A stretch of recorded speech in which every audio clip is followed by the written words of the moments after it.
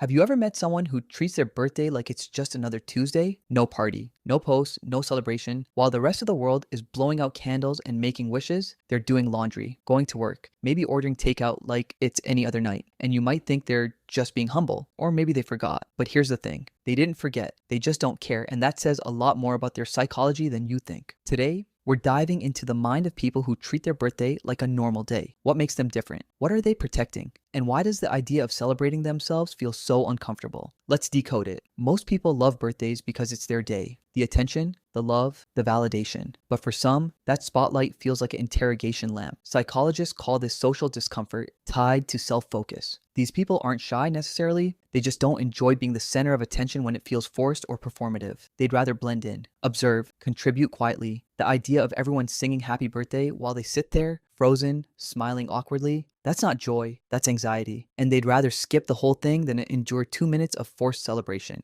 It's not about low self-esteem, it's about control. They don't want to be celebrated on someone else's terms. People who downplay their birthdays often have a different relationship with time. They don't see their birthday as a milestone. They see it as just another rotation around the sun. To them, age is arbitrary. Progress isn't measured by candles on a cake. It's measured by growth, experiences, internal shifts. They're the type to reflect privately, to journal, to ask themselves, am I better than I was last year? Instead of posting about it, their sense of achievement doesn't come from external celebration, it comes from internal evolution, and that's rare. This mindset is tied to what psychologists call intrinsic motivation. They're not driven by praise or recognition, they're driven by personal standards. And a birthday, that doesn't move the needle for them. Here's where it gets deep. People who don't celebrate their birthdays are often emotionally self-sufficient. They don't need external validation to feel worthy. They don't need a party to feel loved. They don't need a flood of messages to feel seen. This is actually a sign of secure attachment and high emotional intelligence. They've learned to give themselves what they need: approval,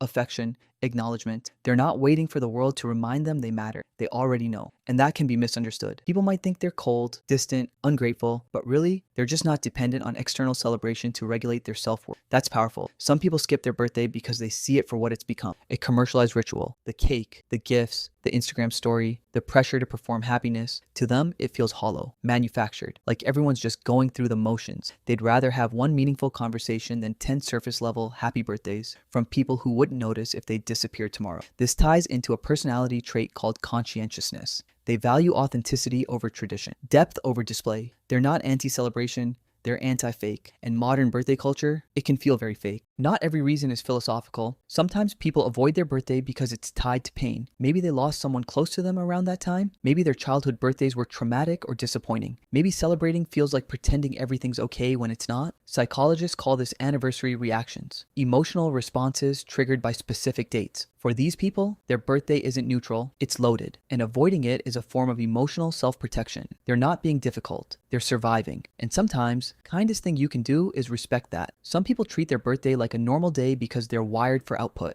They're goal-oriented, driven, focused. Taking a day off to celebrate themselves feels indulgent, wasteful, like they're falling behind. This is common in high achievers and people with what's called a type A personality. Their identity is tied to doing, not being. Rest feels like failure. Celebration feels like distraction. So they skip it and keep moving. But here's the irony. They're often the ones who need rest the most. They just can't give themselves permission. There's a growing number of people who've opted out of excess in every area of life. And birthdays, that's included. They don't want stuff. They don't want fuss. They don't want a day that demands energy, coordination, and social performance. They value peace, routine, simplicity, and a quiet day at home is more aligned with their values than a loud party. This isn't apathy, it's intentionality. They've designed a life that feels good to them, and birthdays just don't fit the blueprint. Here's the vulnerable truth. Some people don't celebrate their birthday because they're afraid no one will show up, or that it won't live up to expectations, or that they'll realize how small their circle really is. So instead of risking that pain, they preemptively cancel the whole thing. They tell themselves they don't care, that it doesn't matter. But deep down, it does. They're just protecting themselves from rejection. This ties into avoidant coping, a defense mechanism where people avoid situations that might hurt them. It's not strength, it's armor, and it's heartbreaking. Some people genuinely don't think their birthday is worth celebrating. Not because they hate themselves,